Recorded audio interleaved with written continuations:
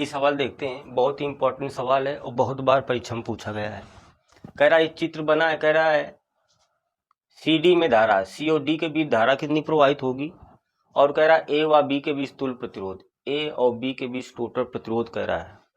तो देखो इसको हम इस चित्र को इस तरीके से बना सकते हैं। कैसे बनाएंगे चित्र ये समझते हैं। पहले ए और बी को हम मानेंगे, ए पॉइंट ये मान लेते हैं इधर और बी पॉइंट इधर, और ए व बी के बीच कितना 14 वोल्ट की बैटरी लगी है तो उसको हमने लगा लिया। तो ए व बी पॉइंट दो निर्धारित कर लिए। अब सी और डी बीच में, तो सी और डी को हमने बीच में निर्धारित कर लिया और इनको हमने मिला दिया, तो ये चित्र ये बन गया।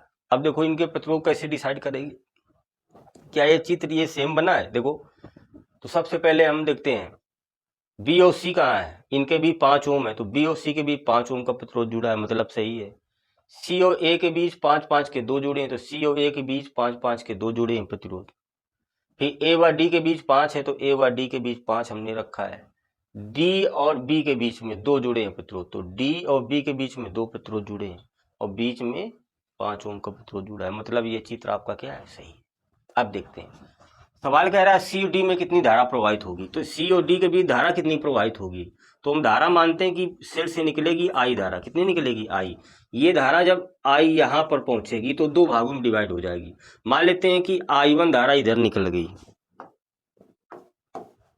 आई से I1 धारा इधर निकल गई, तो बची कितनी, आई से I1 इधर चली गई, मतलब I माइनस I1 ही तो बची, और वो धारा किधर प्रवाहित होगी, बी से डी की।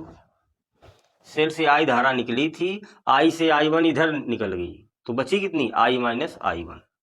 अब I1 धारा इधर जाएगी तो इधर भी कुछ डिवाइड हो जाएगी, तो इधर मान लेते धारा आ गई I2, क्या आ गई, I2।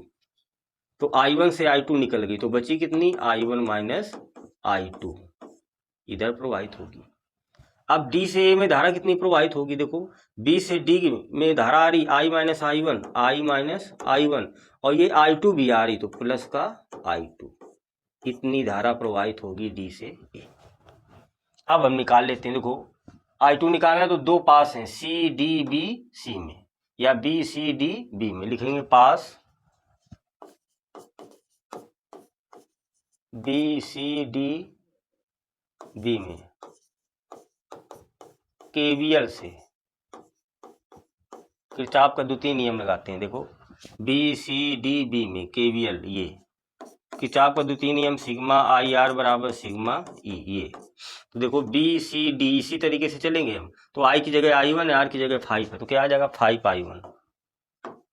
तो बी और सी के बीच विभवांतर क्या आ जाएगा, 5I1। ये आगे सी और डी के बीच विभवांतर, तो आई की जगह I2, आर की जगह 5 है, तो 5I2 प्लस का 5I2। आगे अब ये इस तरीके से आ रहे हैं, ये धारा विपरीत मिल गई, इधर धारा कितनी आई, I माइनस I1, विपरीत मिल गई तो माइनस लगा देंगे। कितनी धारा आ रही, I माइनस I1, और R कितना है आपका, B और D के बीच में R 5-5 के 2 में श्रेणी क्रम में, यानी 10 बराबर 0। ऐसे लगाएंगे किरचॉफ का नियम। देखो इसको थोड़ा हल करेंगे तो 5I1 प्लस 5I2, 10 का अंदर गुना करा दे तो माइनस का 10I और प्लस का 10I1 बराबर 0।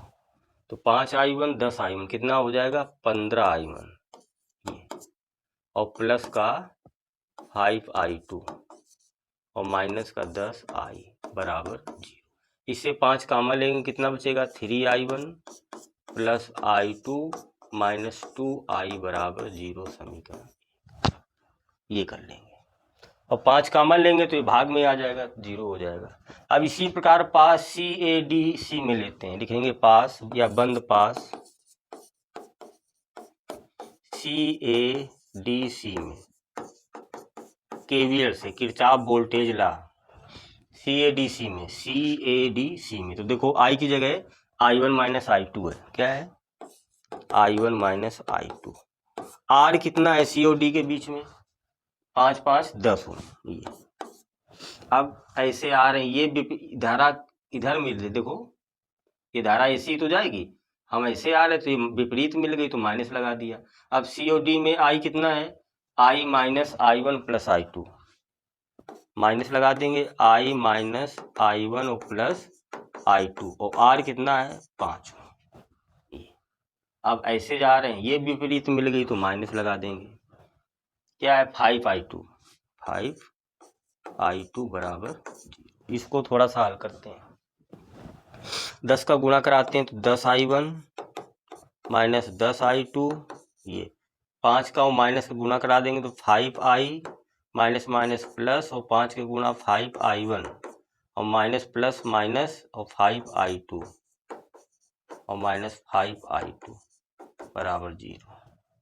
तो I1 कितना है, देखो 5I1 10 कितना आ जाएगा 15I1 माइनस 10I2, ये माइनस का माइनस माइनस 10, 5 5 10 हो ये तो आ जाएगा 20I2 और माइनस का 5I। इससे 5 कॉमन लेंगे तो आ जाएगा 3I1 minus 4I2 minus I बराबर 0 समीकरण। अब 1 2 को देखो हम हल करते हैं। समीकरण 1 क्या है 3I1 plus I2 minus 2I बराबर 0, ये इन दोनों को हल करेंगे, जोड़ने पर ले लेंगे हम, घटाने पर तो ये माइनस है तो प्लस, प्लस है तो माइनस, ये प्लस है तो माइनस, ये कैंसिल हो जाएगा। तो माइनस 4I2 में एक I2 और ऐड हो जाएगा, माइनस का क्या बचेगा 5I2 हो जाएगा। ये प्लस का 2I और I माइनस, तो ये प्लस का I बचेगा बराबर 0 आ जाएगा। ये तो I बराबर क्या आ जाएगा, ये I बराबर आ जाएगा उधर प्लस का 5I2 या I2 बराबर क्या आ जाएगा I बटे 5।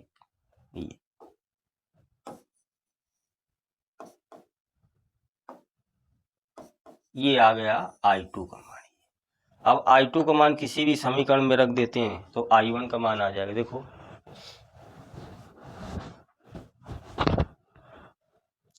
अब I2 का मान I बटे 5, देखो समीकरण 1 में रख देते हैं तो लिखेंगे समीकरण 1 से, समीकरण 1 क्या है 3I1 प्लस I2 की जगह क्या लिख देंगे हम I बटे 5, ये और माइनस 2I बराबर 0, ये I है। तो I2 का मान समीकरण 1 में रख दिया हमने। तो देखो ये आए 3I1, इसका एलसीएम लेंगे तो 5 दूना 10, 10 में 1 जाएगा तो माइनस का कितना बचेगा 9I बटे 5 बराबर 0। ये देखो 5 दूना 10 तो ये आएगा I माइनस 10I बटे 5, तो माइनस का 9I बटे 5 बच जाएगा। ये उधर जाएगा प्लस का चला जाएगा तो ये आ जाएगा 3I1 बराबर 9I बटे 5, 3 त्रिका 9, तो I1 बराबर आ जाएगा 3I बटे 5। ये I1 का मान आ गया।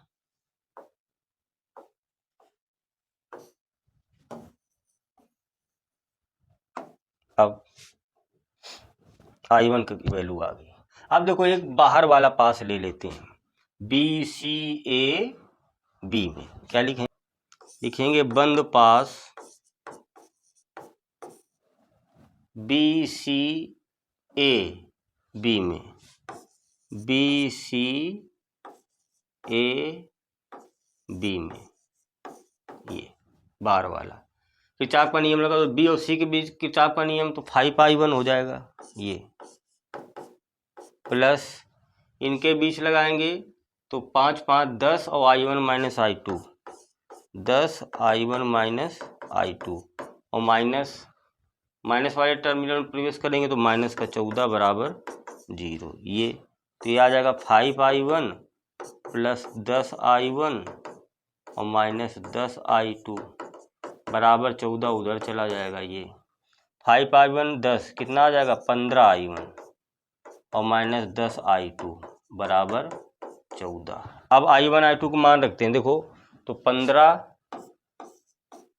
इंटू I1 की वैल्यू कितनी है 3I बटे 5, 3I बटे 5, फिर माइनस 10I2 की वैल्यू कितनी है I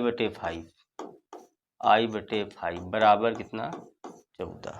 अब 5 दूना 10 और 5 3 15, ये 3 बार जाएगा और 5 2 2, तो 3 त्रिका 9i माइनस 2i बराबर 14, तो कितना आ जाएगा 7i बराबर 14, तो i बराबर आ जाएगा 14/7, तो 7 दूना 14, तो i बराबर आ जाएगा 2 एम्पियर।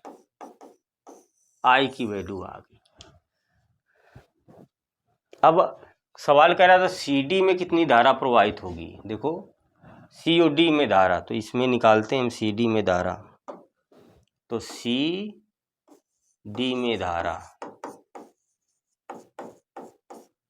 C और D में धारा कितनी थी I2, तो I2 बराबर क्या निकाला है, I2 बराबर निकाला था I/5 और I का मान रख देते हैं यहाँ, तो 2/5, तो I2 बराबर कितना आ जाएगा, भाग दे देंगे तो 0.4, 5 को 20 एम्पियर।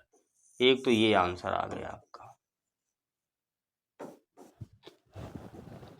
और क्या कह रहा था, ए व बी के बीच टोटल प्रतिरोध। तो देखो टोटल प्रतिरोध हम निकाल लेंगे ए व बी के बीच में, तो R बराबर सूत्र लगाएंगे V/I। तो ए व बी के बीच में टोटल विभव कितना है 14, और धारा कितनी निकल रही I का मतलब 2, तो 2 सत्ते 14, तो RAB ए व बी के बीच टोटल प्रतिरोध कितना आ जाएगा 7 ओम आ जाएगा। ये आंसर आ जाएगा।